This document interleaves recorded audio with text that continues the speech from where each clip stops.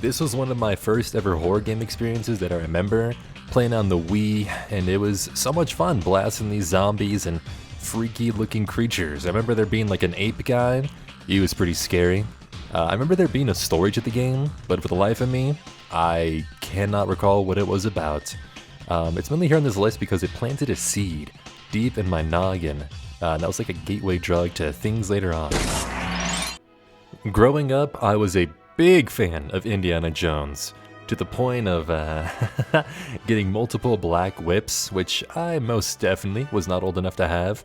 I remember trying to swing it, like wrap it around a branch and swing across, and boy oh boy did I look worth doing it. But it was so much fun. I remember whipping myself a couple times on accident, and playing this game, just being able to replay the events of the movies, but with the cursed humor of Lego, dude, that was just, what a time, you know? Five Nights at Freddy's, that's where I wanna be. Five Nights at Freddy's. Five Nights at Freddy's. Man, there is so much about this game, so many memories.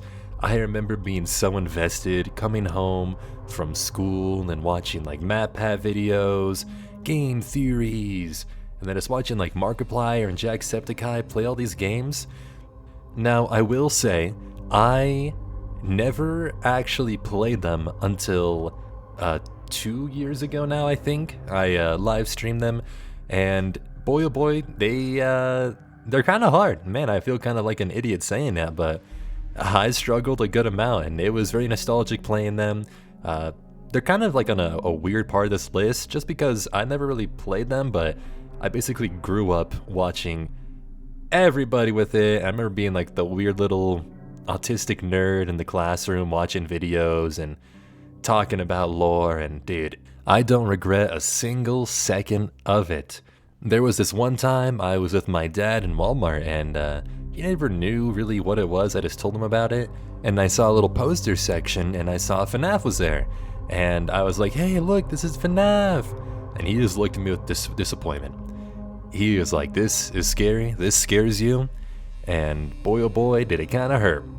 He was like a tattoo artist and kind of like into like horror and dark stuff, and so seeing this teddy bear essentially was like, come on, son, you're a pussy.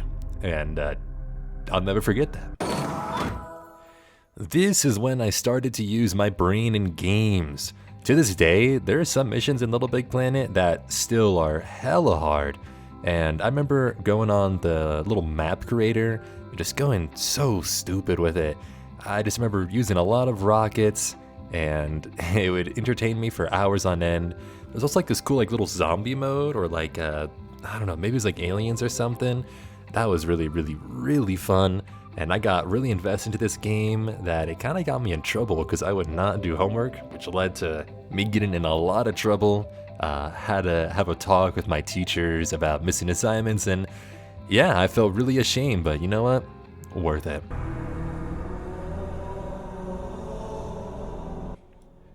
I was never the biggest Halo fan growing up. I always leaned a bit more to COD, but man oh man, well, this game's so much fun. I remember going over to like my auntie's house and playing Halo with all my cousins, getting absolutely destroyed, but it was a fun time. I also remember at my dad's tattoo shop, there was like this game room for kids whose parents were getting tattooed, and it had like a VHS player and Xbox original, and I would be there, plop in Halo, and just get lost in the sauce, and it really helped because that was like the only game they had. They had a couple like weird, I don't know, like car racing games or jet fighting game, which wasn't really my style. And I remember really liking the story, even though I couldn't really comprehend mostly at all what was going on, but it was just a fun time. Let's go. Not much to say about this game except pure nostalgia, baby. Staying up all late, playing with family and friends, shaking shaking the stupid Wii remote because I got stuck in the bubble, and I'm just, please, please, please, help me, help me, help me. And man oh man, great memories. I mean, it's a classic, you know? You ever want to sail the seas, pillage and plunder the Brits and Spanish?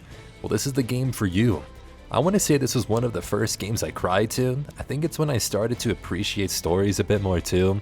I remember probably sinking in close to 100 hours in my childhood to it, and I will never forget the death of Blackbeard and Kid. Man, oh man, that hurts me even thinking about it sometimes.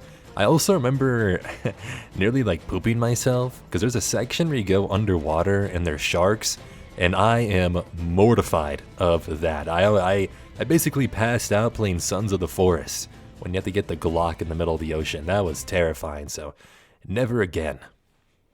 Now, these next three probably have been the most impactful in my youth and really planted some deep seeds in me noggin. This game is like taking a needle of straight dopamine and recruiting propaganda straight to the veins. To this day, I will randomly quote the dumbest things from it, mainly like Ramirez Last Mag or Defend Burger Town, No Russian. I actually flew for the first time last month, and while boarding the plane, I explained No Russian to my mother, which, probably shouldn't have done that in an airport. But man, oh man, there were just so many impactful moments in this game. Seeing the Russian invasion happen, seeing them take over the White House, it's just burned into my head, as well as the nuke blowing over the East Coast. It just sends shivers down my spine still.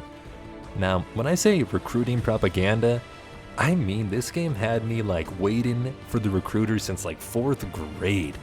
Not until later in my life did I change my mind, but this game planted so many seeds about how cool the military is, and I still, honestly, I think the stuff is really, really cool.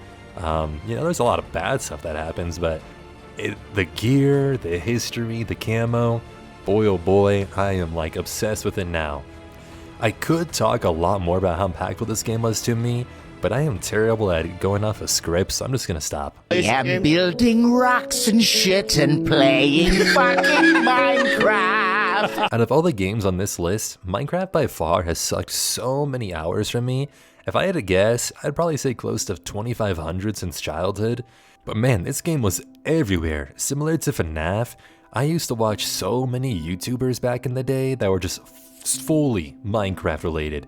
DanTDM, Popular MMOs, Stampy, and of course, all of the music parodies. You had to be alive just to witness the hype around Minecraft in its golden age. And being a kid, I loved Legos, and this was perfect for when I craved to build. I mainly played creative as a kid, mainly because dying was quite literally a world deleter case for me. I recently dusted off my 360 and looked through my worlds, and boy was it a little slice of heaven. Memories came flooding through the screen, and Loki had me a little emotional, seeing some of my old friends signs saying this was my house, or just cursed buildings that I thought looked really cool.